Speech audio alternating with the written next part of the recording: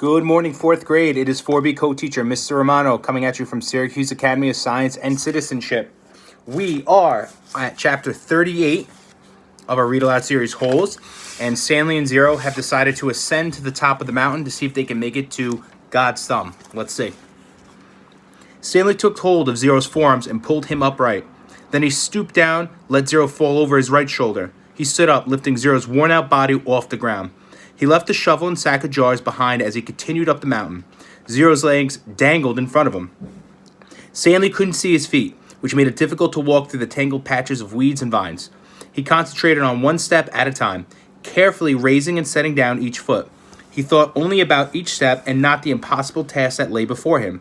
Higher and higher he climbed. His strength came from somewhere deep inside himself and also seemed to come from the outside as well.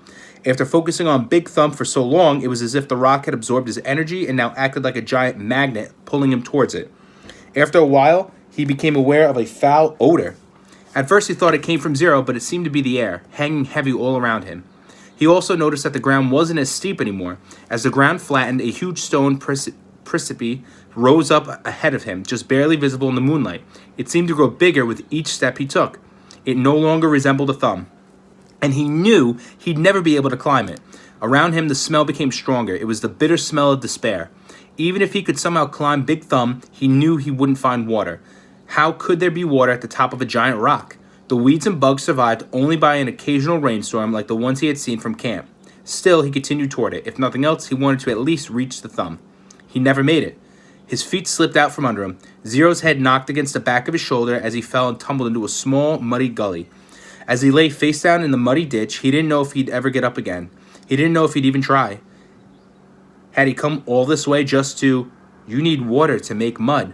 He crawled along the gully in the direction that seemed to be the muddiest.